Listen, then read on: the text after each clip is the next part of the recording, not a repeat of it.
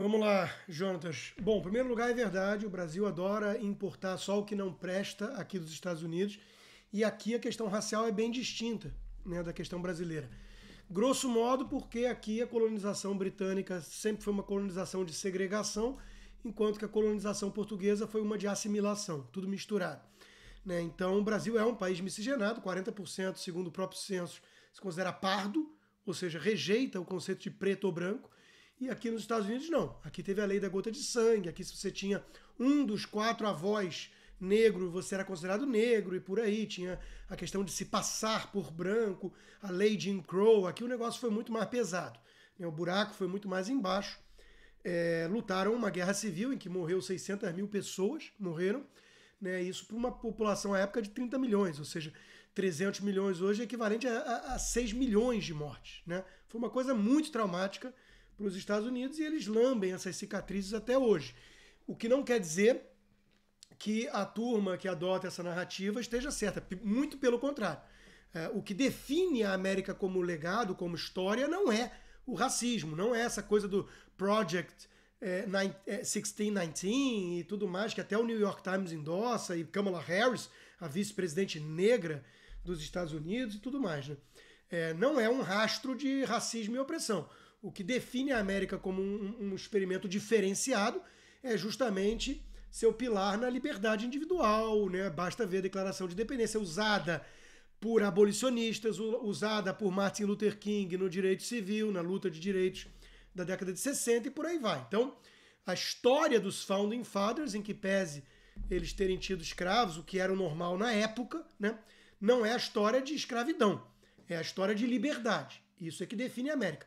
A escravidão não começou no Ocidente, nem nos Estados Unidos, ela terminou no Ocidente. E graças a conservadores e liberais e cristãos, os Quakers na Inglaterra e por aí vai. Né? Então, foram movimentos abolicionistas promovidos com base num ideal moral de liberdade e de igualdade de todos perante Deus. Foi isso que aboliu a escravidão.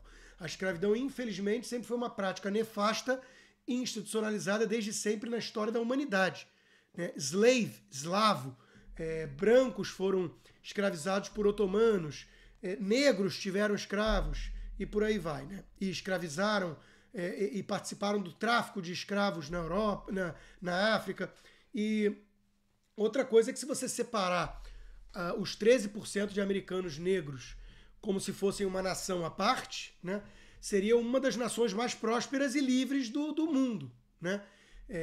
Compara a isso a realidade dos negros na África, né, e aí você vê o que é realmente você estar submetido, entre aspas, a visão patriarcal, escravocrata do Ocidente, né? E dos Estados Unidos em particular. Então isso tudo é uma balela. Né? Então, assim, existe racismo, mas ele não é um racismo estrutural. Ele não está emprenhado em todas as instituições e impede a ascensão dos negros, é um instrumento de poder da elite branca. O que mais se aproxima disso é o Partido Democrata. As narrativas que vitimizam os negros como grupo, né, coletivo, demonizam os brancos, à exceção dos brancos que comandam o próprio Partido Democrata. Né, olha só as disputas eleitorais. Hillary Clinton junto com Bernie Sanders, Joe Biden, tudo um bando de branco ricaço. Nancy Pelosi e por aí vai. Então, o Partido Democrata que fundou a Ku Klux Klan, o Partido Democrata que flertou lá atrás com a eugenia, com o projeto da Planned Parenthood, da Sanger, contra negros, a ideia era diminuir o nascimento de negros. Né? O Partido Democrata que flertou com o nazismo lá atrás. Né? Tudo isso são fatos incômodos que eles tentam jogar para baixo do tapete, e aí vem com a tese do grande Swift, que mudou tudo e blá blá blá. É tudo mentira, uma grande mentira. Né? Então, aqui nos Estados Unidos tem uma turma de elite que convence, por exemplo, a elite universitária, que está na imprensa, que é o PSOL, né, americano, dentro do Partido Democrata e da velha imprensa, que eles usam os negros como mascotes. Né? Então, eles estão sempre colocando os negros como vítimas, né, e se colocando como os defensores dessa categoria oprimida. Né? Então, o Joe Biden mesmo agora andou puxando da cartola aí o nome de George Wallace, alguns senadores racistas do Partido Democrata, em que em entrevistas ele já disse que convivia muito tranquilamente e amistosamente, né, com esse pessoal lá no Senado, até porque ele está no Senado há 284 anos. E ele disse basicamente o seguinte: se você não concorda com as nossas reformas radicais eleitorais, basicamente não exigir ID, por exemplo, para ninguém, né, porque isso seria racismo. Você, para comprar uma cerveja, precisa de ID, de documento. Mas para votar, se você exigir documento, isso é racismo, né? Se você for contra essas reformas radicais, é porque você quer a volta da lei Jim Crow. É porque você quer o racismo institucionalizado. Então isso é um truque. Isso é um truque que a elite branca esquerdista americana usa. E o Joe Biden já disse: se você não vota em mim, você não é negro de verdade. Então esse é o truque. Por quê?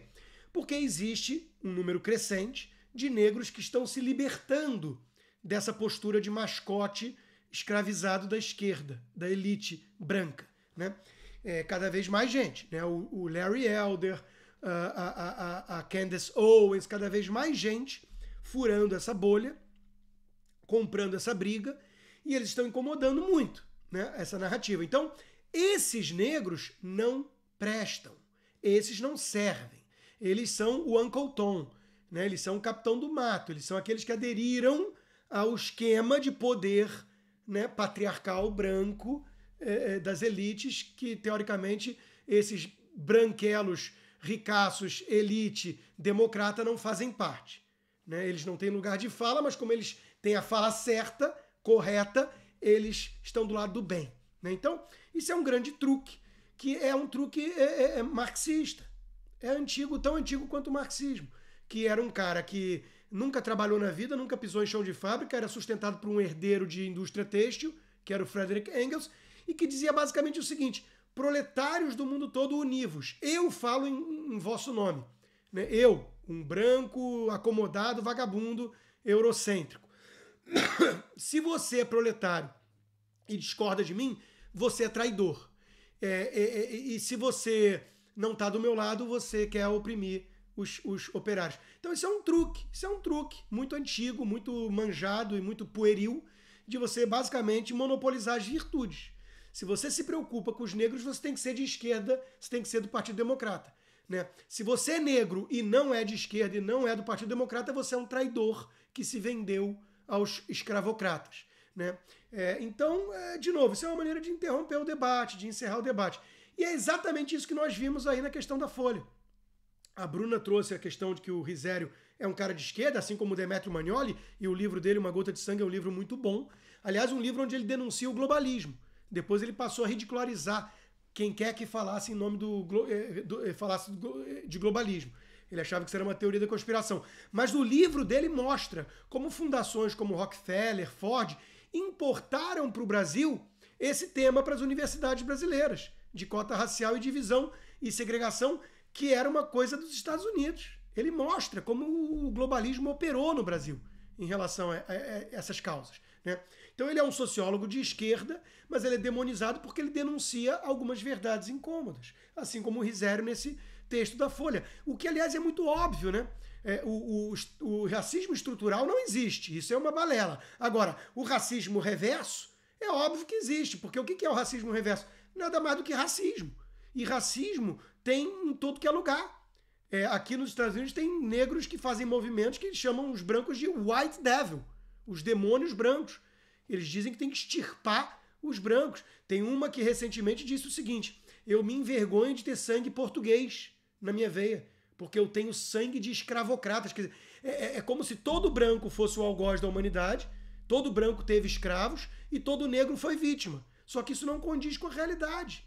Isso não dá conta da complexidade do mundo e suas nuances, que Zumbi teve escravo, né?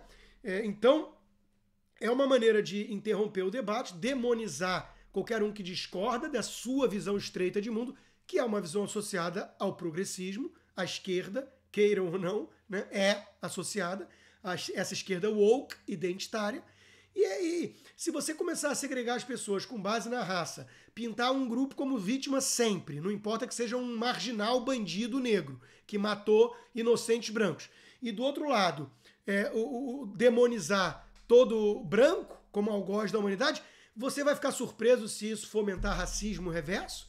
Se daqui a pouco tiver negro agredindo branco do nada só por ser branco?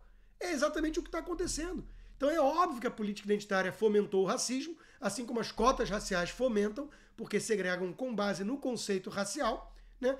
E o Risério apenas denunciou isso e foi o suficiente, né, para ele ser massacrado por uma cartinha conjunta de jornalistas da Folha pressionando o próprio chefe para expurgar esse tipo de coisa.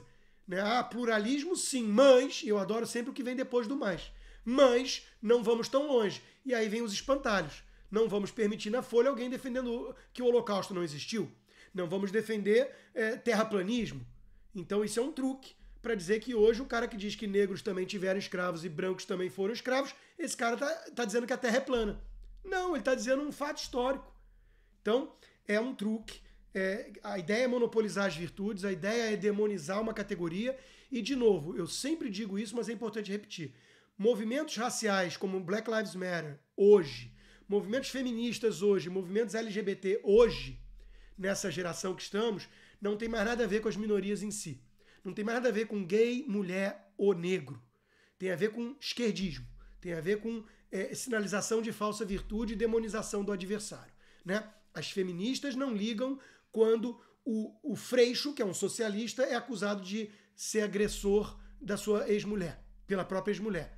Quando Lula chama as mulheres de grelo duro do partido, isso não desperta a fúria das feministas. Quando um negro defende o conservadorismo e tudo mais, isso não é chamado de pluralismo, isso não é chamado de um ponto de vista legítimo que um negro está defendendo e precisa ser defendido e protegido. Isso é um traidor. Agora, quando o branco vai lá e endossa essa narrativa toda da esquerda identitária, ele tem um passe, ele tem um salvo-conduto, porque ele é do bem. Ele passou a falar em nome do clubinho. Então não tem nada a ver com minoria, não tem nada a ver com negro, com pluralismo, com tolerância. Tem a ver com defender uma visão estreita de mundo associada ao progressismo totalitário, intolerante e intransigente. É disso que se trata, e o caso da Folha, olha, não poderia deixar mais escancarado, não podia ilustrar melhor, né, do que se trata. Eles querem calar qualquer um que ouse desafiar seus dogmas dessa seita fechada e radical que é, hoje em dia, a política identitária.